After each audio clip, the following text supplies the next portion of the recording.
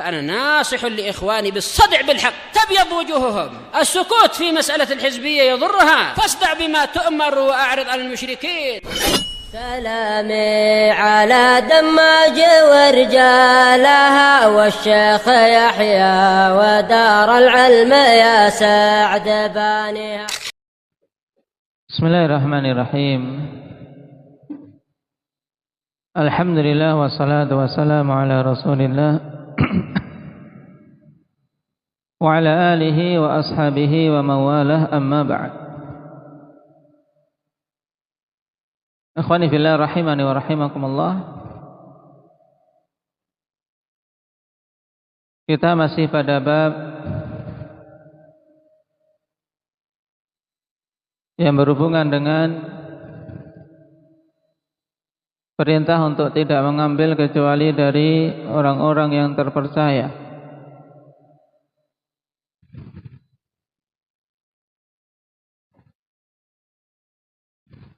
Dikarenakan sanad merupakan jalan yang mengantarkan kepada matan yang diinginkan. Sehingga untuk mencapai matan yang betul-betul sah, yakin tentang kesahihannya, butuh jalan yang jelas. Dan kemarin kita mengambil satu athar dari Imam Abdullah bin Mubarak rahimahullah ta'ala yang menunjukkan tentang pentingnya sanad. Man sayaqra? قال المسلم رحمه الله تعالى: حدثني محمد بن عبد الله بن كذاب قال سمعت عبد الله بن عثمان يقول سمعت عبد الله بن المبارك يقول في اسناد من الدين ولولا الاسناد لقال من شاء ما شاء. طيب آخر.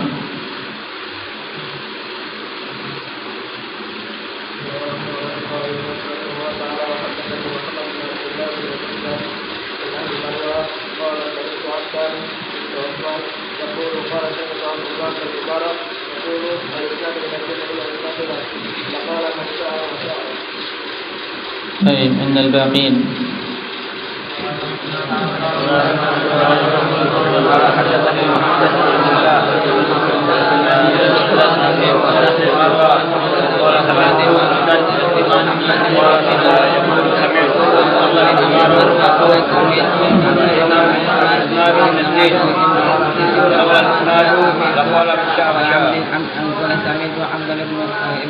المبارك يقول الإسناد من الدين ولولا إسناد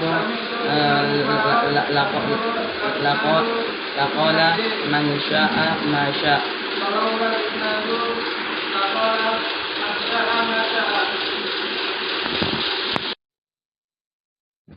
Baik.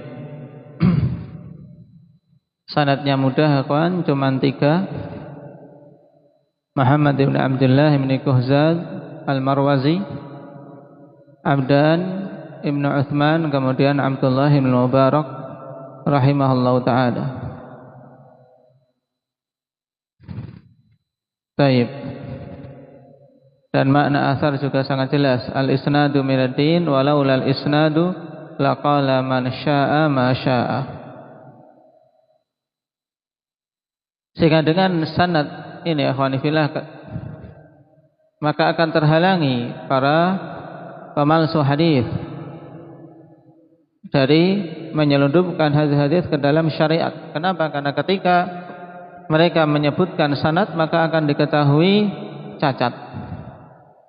Diketahui cacatnya hadis tersebut.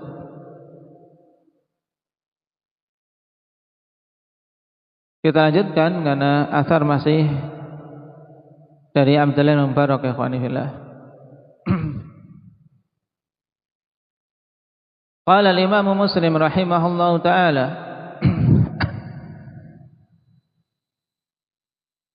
wa qala Muhammad bin Abdullah. Maksudnya apa? Sama guru Imam Muslim yang kemarin, yaitu Muhammad bin Abdullah bin Kuhzad Al-Marwazi. Qala haddatsani al-Abbas ibnu Abi Rizmah. Ini perawi akhwani fillah yang diperselisihkan tentang apa penulisannya. Taib, dan kalau kita merujuk pada kitab Tarajim, maka tidak didapati perawi yang dinisbahkan kepada Ibnu Abi Rizmah dengan nama Al-Abbas. Makanya Imam An-Nawawi rahimahullahu taala akhwani fillah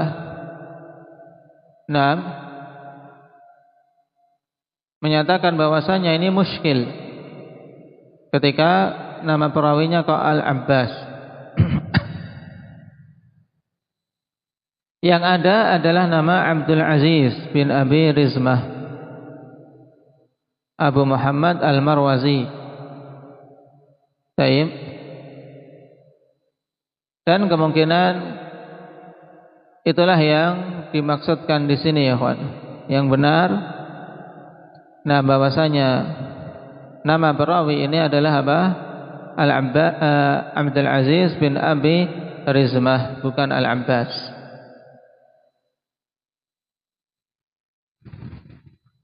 Sehingga antum tulis sawabuhu Abdul Aziz bin Abi Rizmah kama rajjahahu An-Nawawi fi syarhih.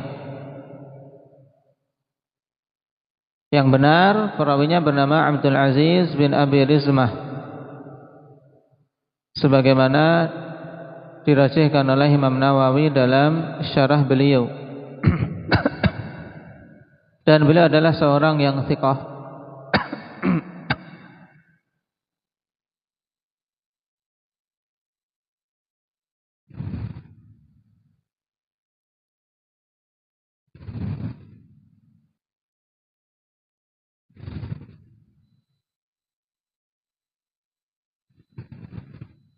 Dan ini tepat. Kenapa? Karena beliau mengambil dari Abdullah bin Mubarak.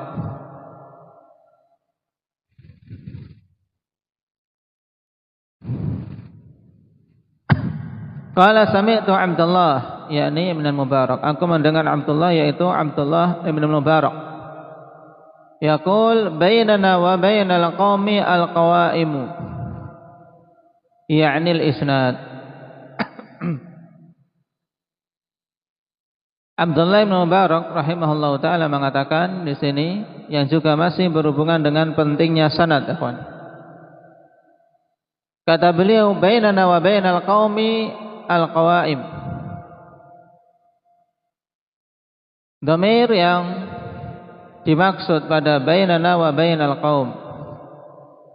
Bainana yakni nahnu al-muhaddithun min ahli sunnati wal jamaah. Maksudnya antara kami, yaitu ulama ahli hadis dari kalangan ahli sunnati wal jamaah, wa bainal qaum, dengan kaum itu yaitu kadzabun wadda'un min ahli ahwa, yaitu kaum pendusta, para pemalsu hadis dari kalangan pengikut hawa nafsu, yaitu al-qawaim. Kemudian beliau jelaskan yaknil isnad, yaitu maksudnya isnad, sanad. Jadi makna asar yang singkat ini, ikhwan, Abdullah bin Mubarak rahimahullahu taala menyamakan kedudukan sanad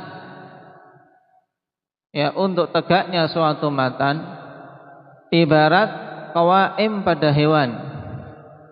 Karena qawaim yang dimaksud adalah kaki-kaki pada hewan. Sebagaimana hewan tidak akan bisa berdiri tegak, tidak akan bisa berjalan kalau tidak ditopang oleh kaki-kaki yang kokoh. Maka demikian pula hadis tidak akan bisa tegak tanpa adanya sanad yang padanya perawi-perawi yang thiqah. Ini maksud yang diinginkan oleh Abdullah bin Mubarak rahimahullah ta'ala. Sehingga pembeda antara kita dengan kaum pengikut hawa nafsu yang suka memalsukan hadis adalah apa? Adalah sanad. Baik.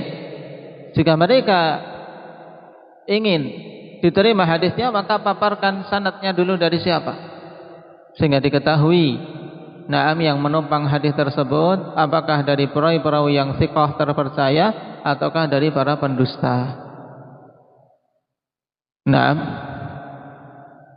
ini sanad atau asar yang ringkas yang juga menunjukkan bahwasanya sanad memiliki kedudukan yang sangat penting ikhwan dalam penjagaan syariat ini.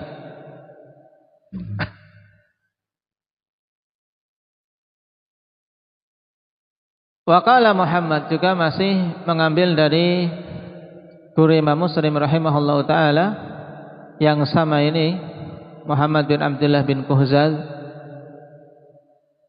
Sami'tu Aba Ishaq Ibrahim ibn Isa At-Talaqani.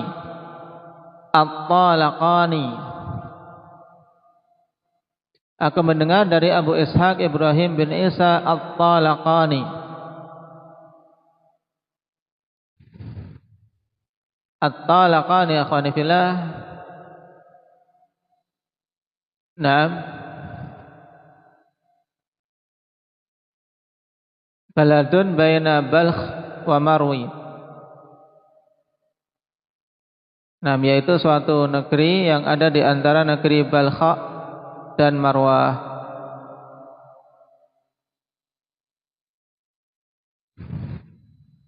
Jadi nisbah At-Talaqani ini nisbah kepada negeri tempat tinggal beliau.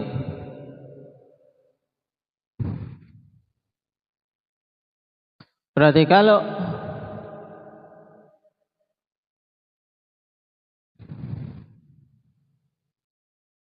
dilihat dari sisi asal ini talaqani, tapi beliau ikhwan tinggal di Marwah, yang merupakan salah satu dari 4 kota induk negeri Khurasan. Pertemuan yang lalu kita menulis faidah tentang kota induk yang ada di negeri Khurasan, yang di situ juga apa? Menjadi pusat-pusat ilmu. Apa saja? Indak Ukasyah.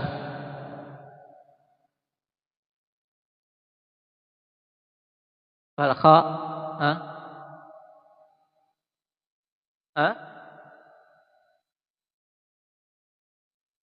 Apa?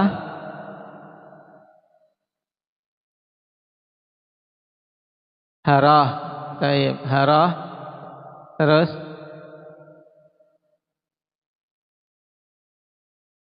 Marwah dan yang terakhir apa? Paling masyhur Naisabur. Taib, Naisabur, Marwah, Balkha dan Harah.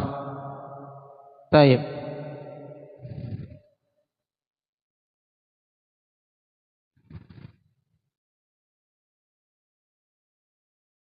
Harah yang kemudian banyak ulama yang dinisbahkan kepadanya menjadi apa? Harawi.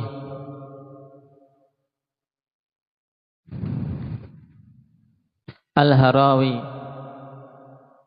Ini juga banyak a'imah ikhwan. Memang negeri ini Khurasan saat itu menjadi pusat ilmu. Taib. Dan Abu Ishaq Ibrahim bin Isa ini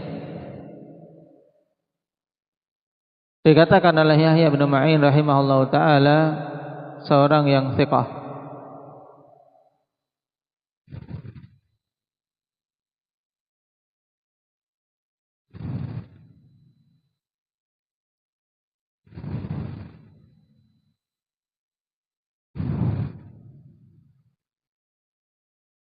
Cuman pada beberapa riwayat dari Abdullah bin Mubarak ikhwan, beliau dikatakan oleh Ibrahim bin Abdurrahman Ad-Darimi, Rawa'an ibn al-Mubarak ahaditha gharaib, meriwayatkan dari Abdullah bin Mubarak hadis-hadis yang aneh. Sehingga disimpulkan oleh Al-Hafidz Ibnu Hajar rahimahullahu taala saduqun yughrib. Seorang saduq hadisnya hasan tapi dia yughrib. Kadang meriwayatkan hadis-hadis yang gharib, sehingga berhati-hati ketika dia meriwayatkan suatu hadis kok tidak ada para imam yang lain yang menguatkannya, maka hati-hati dari menerimanya. An Abdullah bin Mubarak rahimahullahu taala, atau qala di sini beliau mengatakan, qultu li Abdullah bin Mubarak, aku mengatakan kepada Abdullah bin Mubarak rahimahullah, ya Aba Abdurrahman, kunyah beliau, al haditsul ladzi jaa inna minal birri ba'dal birri an tusalliya li abawayka ma'a salatika wa tasuma lahuma ma'a saumik. Jadi Abu Ishaq bertanya kepada Abdullah bin Mubarak tentang suatu hadis, yaitu hadis yang datang dengan lafaz, sungguhnya termasuk di antara kebaikan setelah kebaikan yaitu engkau salat untuk kedua orang tuamu bersamaan dengan engkau salat untuk dirimu. Jadi setelah salat untuk sendiri, dia salat niatkan untuk kedua orang tua. Wa tasuma lahuma ma'a saumik, dan termasuk kebaikan setelah kebaikan adalah apa? Engkau berpuasa untuk kedua orang tuamu bersama dengan puasamu. Nah, Abu Ishaq bertanya bagaimana derajat hadis ini? Faqala Abdullah, maka Abdullah kemudian mengatakan, ya Aba Ishaq, amman hadha, wahai Abu Ishaq, dari siapa ini? Menunjukkan bahwasanya Abdullah bin Mubarak rahimahullahu taala tidak memiliki hadis tersebut. Maka beliau bertanya, jalannya dari siapa kamu meriwayatkan hadis ini? Nah, di sini ikhwani fillah pentingnya menanyakan sanad. Qala qultu lahu hadza min hadits Syihab bin Khirash. Maka aku katakan ini adalah termasuk dari hadis Syihab ibnu Khirash. Khirash ikhwani fillah dengan kha. Naam.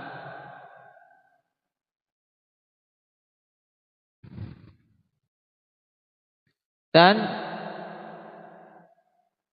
semua nama ikhwani fillah dari perawi-perawi hadis yang bernama Khirash itu dengan apa? Dengan kha mu'jamah, dengan ada titik kha, kecuali dua. Nah, kecuali dua yaitu apa? Bapaknya Rib'i, yaitu Rib'i ibni Hiras, ya, ibni Hirash dengan ha, dan Hirash bin Malik. Ada dua ini tak sebagaimana diisyaratkan oleh Imam Suyuti dalam Alfiyah beliau. Jadi semua Khirash dalam kitab-kitab tarajim itu dengan kha mu'jamah, ada titiknya, kecuali dua yaitu apa? Rib'i ibni Hirash dan Hirash ibni Malik.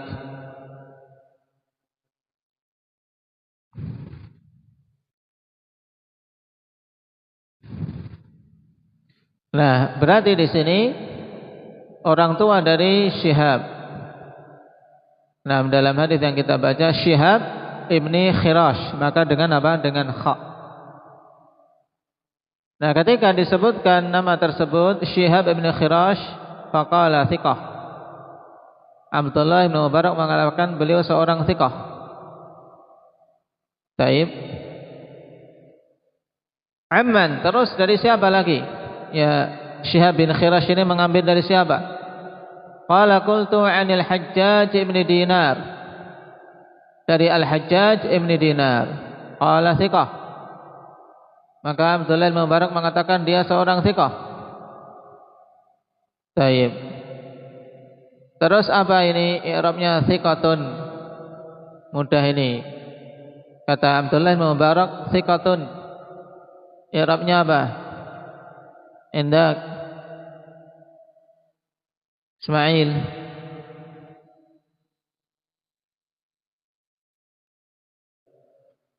Naam, ahsanta. Khabar li mubtada'in mahdhuf taqdiruhu huwa.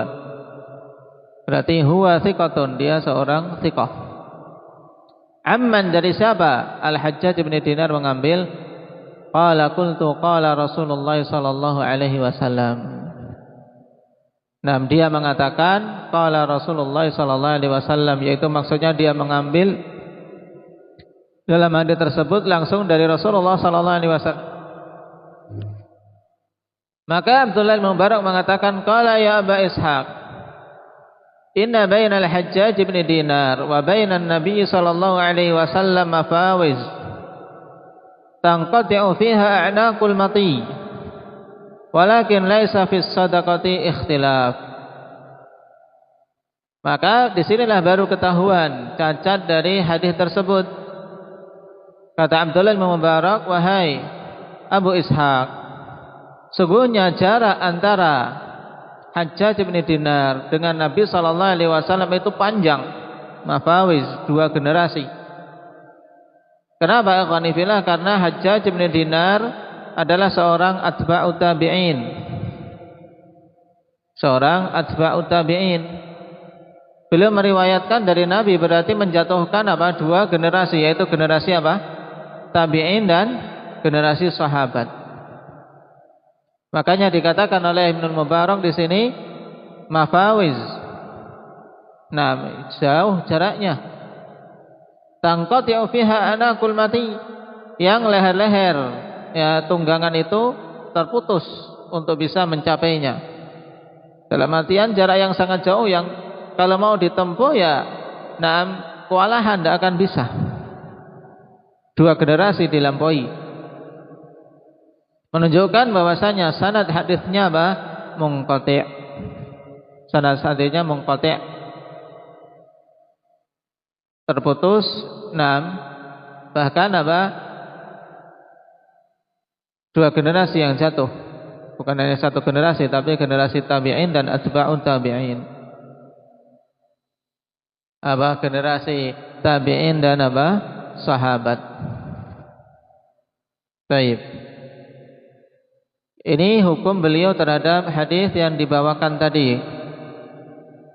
Bahwasanya termasuk dari kebaikan adalah apa? Melakukan salat untuk diri sendiri dan salat untuk orang tua. Juga apa? Melakukan puasa untuk diri sendiri dan puasa untuk orang tua. Nah, dan ini ikhwani fillah, memang kita tidak mendapati dalil yang sharih dan sahih dari Nabi sallallahu alaihi wasallam pengamalan yang demikian. Sehingga yang namanya salat tidak ada kita kemudian menyolatkan orang tua. Dalam artian karena orang tua kita dulu mungkin tidak salat, maka kita setelah salat untuk mereka pahalanya, dihadiahkan pahala salat untuk orang tua, maka ini tidak betul. Termasuk dalam kategori bid'ah. Adapun mengenai puasa, maka untuk puasa ikhwani fillah, telah datang 6 dalil tentang apa? Bolehnya puasa untuk orang yang telah meninggal apabila orang yang telah meninggal tadi memiliki hutang. Taib, man mata wa alaihi shaum shama anhu waliyuh.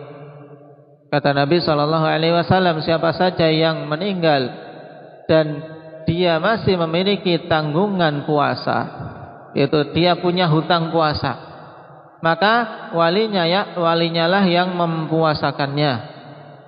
Contoh ikhwani fillah, seorang yang meninggal dan memiliki hutang puasa, misalnya apa?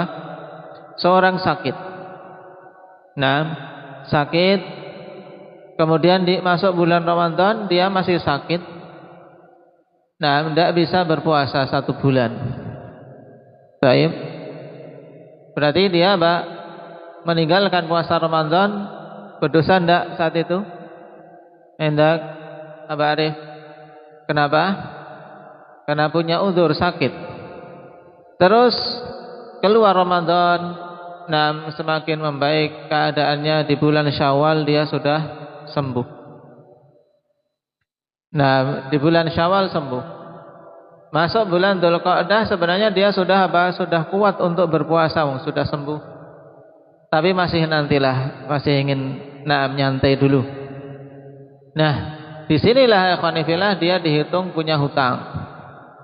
Dalam artian apa? Kalau tadi seandainya tidak sembuh sama sekali, kemudian mati, punya hutang tidak? Tidak dikatakan punya hutang. Kenapa? Karena memang gugur darinya kewajiban sudah, karena tidak ada waktu untuk sehat. Paham? Tapi dia meninggalkan puasa Ramadan karena sakit, kemudian sembuh, ya, sembuh, ada waktu untuk menyaur. Nah, ada waktu untuk menyaur 2 bulan sembuh, tapi dia belum nyaur-nyaur juga, meninggal. Maka berarti terhitung hutang puasa Ramadan satu bulan penuh. Nah, disinilah ikhwani fillah wali dari si mayit ini, dianjurkan untuk apa? Menyaur puasanya si mayit. Itu disyariatkan. Dan sangat dianjurkan. Kenapa? Karena dainullah ahaqqu bil qadha. Hutang terhadap Allah Subhanahu wa taala itu lebih berhak untuk ditunaikan. Makanya termasuk kebaktian dari anak keluarga ketika ada orang tuanya yang meninggal dan masih memiliki hutang puasa untuk memuasakannya, dan boleh dibagi oleh anggota keluarga tersebut.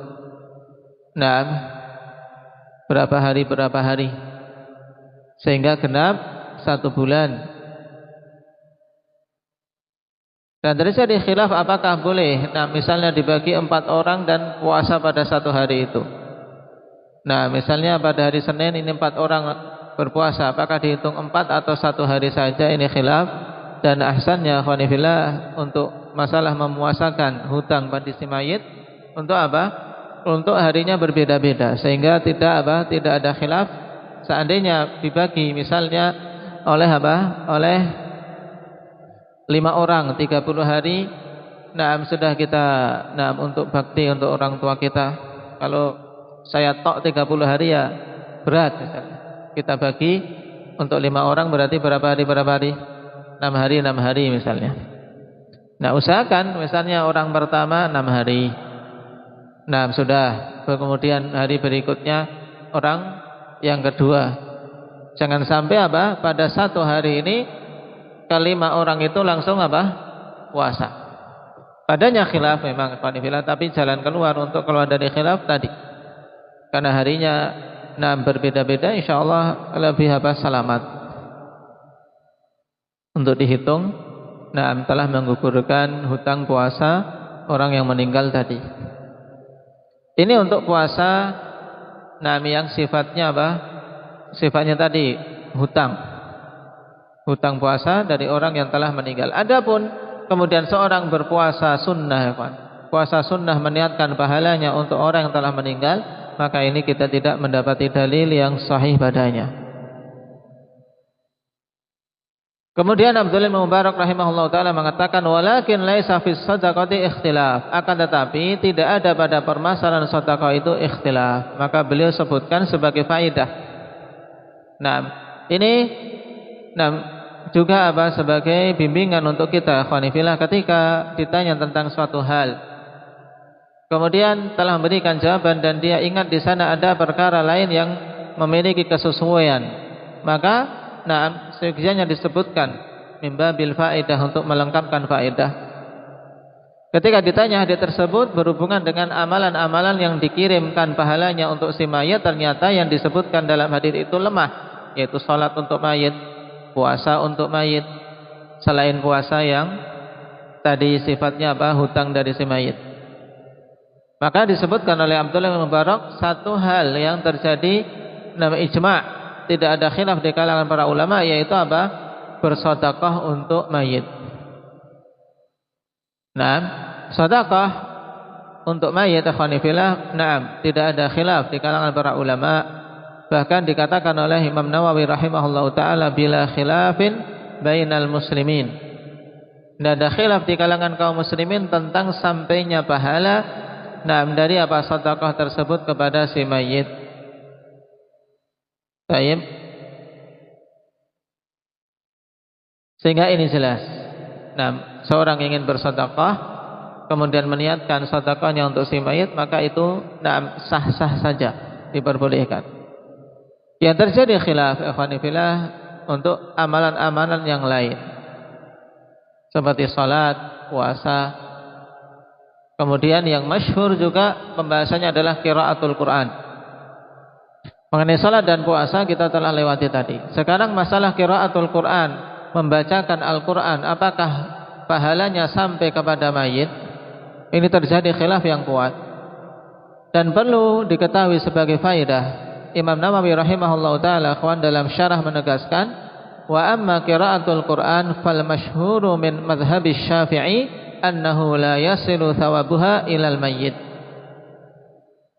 Dan ini butuh untuk kita ingat. Kenapa? Karena orang-orang yang menisbahkan kepada madhab Syafi'i, mereka paling getol, paling semangat untuk beramal ini, mengirim bacaan Al-Quran, baik itu Yasin maupun tadarus Al-Quran sampai 7 kali khatam misalnya. Kalau orang kaya mungkin 7 kali khatam. Yang mati kaya ini bisa bayari orang-orang yang tadarus di rumahnya sampai hari ke-7 misalnya. Ngajak 30 orang, satu orang disuruh 1 juz, 100 ribu. Taib 7 kali khatam, 7 kali. Apakah yang seperti itu masyru'? Perhatikan, ini madhab Syafi'i akhwan. Kata Imam Nawawi, adapun bacaan Al-Quran fal masyhuru min madhabi Syafi'i, maka yang masyhur dari madhab Imam Syafi'i annahu la yasilu thawabuha ilal mayyit, bahwasanya pahala bacaan Al-Quran itu tidak akan sampai kepada mayit. Ini pendapat yang masyhur dari Imam Syafi'i rahimahullah. Baik. Kemudian waqala ba'du ashabi yasilu thawabuha ilal mayit, sebagian pengikut Imam Syafi'i mengatakan sampai pahalanya kepada mayit. Jadi kalau Imam Syafi'i sendiri tidak meyakini itu akhwan. Yang masyhur dari madhab Imam Syafi'i, beliau meyakini tidak sampai pahalanya kepada si mayit. Dan ini yang rajih, yang didukung oleh dalil-dalil yang lain akhwan. Kenapa? Karena asalnya perlu kita ketahui berhubungan dengan masalah amalan. Pahala amalan ikhwan, hukum asalnya bahwasanya pahala amalan itu akan dirasakan oleh orang yang mengamalkan itu sendiri. Dalilnya apa dalilnya? Indak Zaid? Bahwasanya amalan itu hanya akan dirasakan pahalanya untuk diri sendiri, ini pada asalnya. Adapun mayit, yaitu mereka merasakan amalan mereka sendiri-sendiri yang dulu telah dikerjakan ketika di dunia.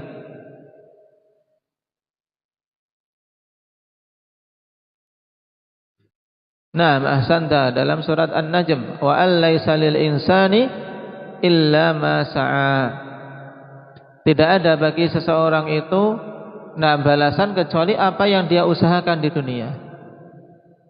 Tidak ada ganjaran yang didapat kecuali apa yang dulu telah dia usahakan di dunia, di surat An-Najm ayat 39. Maka ini hukum asalnya. Juga ditambah lagi oleh hadis Nabi sallallahu alaihi wasallam, idza mata ibnu Adam inqata'a amaluh. Apabila anak Adam mati maka terputus amalannya. Ini hukum asal. Kemudian dikecualikan illa min salas, kecuali dari 3 saja. Sedekatin jariyah, sedekah yang jariyah yang mengalir terus pahalanya. Kenapa? Karena apa yang disedekahkan tersebut dipakai terus oleh kaum muslimin. Itu wakaf. Aw ilman yuntafa'u biha, atau ilmu yang diambil kemanfaatan. Dia mengajarkan ilmu, kemudian diambil kemanfaatan terus oleh orang-orang yang mengambilnya secara berantai. Kemudian awaladin salihin yad'ulah, atau anak saleh yang mendoakan. Doa anak saleh ini juga juga pahala yang akan mengalir sampai kepada orang tuanya. Baik.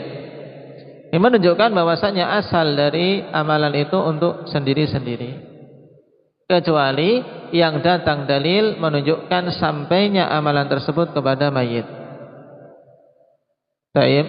Nah, selain hadis ini akhwani fillah, datang beberapa hadis yang lain yang menunjukkan ada amalan yang memang bisa bermanfaat bagi mayit selain yang disebutkan tadi. Adapun sedekah, maka apa? Maka telah jelas, tidak ada khilaf sebagaimana disebutkan oleh Ibnu Mubarak. Kemudian amalan yang lain yaitu al-'idqu, ikhwan. Pembebasan budak. Al-'idqu masuk sebenarnya dalam keumuman apa? Sedekah, ya tidak? Masuk dalam keumuman sedekah karena dia bersedekah kepada si budak sehingga dia bisa merdeka. Kemudian al-hajju, haji. Ini juga datang nas seseorang boleh menghajikan orang yang telah mati. Misalnya orang tua seseorang telah meninggal dan dulu belum berhaji. Kemudian si anak ini diberi kemudahan setelah berhaji untuk dirinya sendiri, kemudian bisa berhaji lagi, dia boleh untuk meniatkan haji yang kedua ini untuk menghajikan orang tuanya. Boleh. Tapi satu saja, tidak boleh satu kali haji. Untuk dua orang tua tidak boleh, tidak bisa. Kemudian puasa tadi untuk apa? Khusus puasa apa? Puasa menyaur hutang si mayit. Kemudian ad-doa. Taib, doa. Adapun doa jelas. Doa kita mendoakan orang yang telah meninggal telah datang banyak dalil. Di antara dalil yang paling jelas adalah salat jenazah, karena ini doa untuk mayit. Untuk apa? Kita diperintahkan menunaikan salat yang padanya doa untuk mayit kalau tidak sampai pahalanya. Baik. Adapun yang lainnya, akhwanillah, yang tidak datang dalil padanya, maka kita tidak bisa menetapkan bahwasanya itu sampai. Di antaranya membaca Al-Quran, kemudian amalan-amalan yang lain. Dan kita tidak boleh untuk mengkiaskan dalam masalah ini. Kenapa? Karena ini masalah ibadah, berhubungan dengan pahala yang sifatnya gaib. Dan kita tidak mendapati amalan para salaf, mereka ketika beribadah membaca Al-Quran diniatkan ila hadrati nabiyina, kalau ila ruhi almarhum dan seterusnya, siapa fulan ibnu fulan disebutkan Al-Fatihah.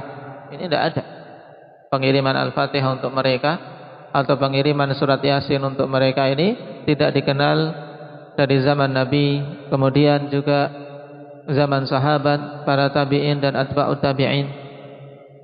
Bahkan sekali lagi Imam Syafi'i sendiri saja yang banyak madhabnya dianut oleh manusia atau masyarakat di negeri kita, beliau menyatakan yang masyhur apa? Tidak sampai pahala bacaan Al-Quran kepada mayit, sehingga tidak ada faedahnya.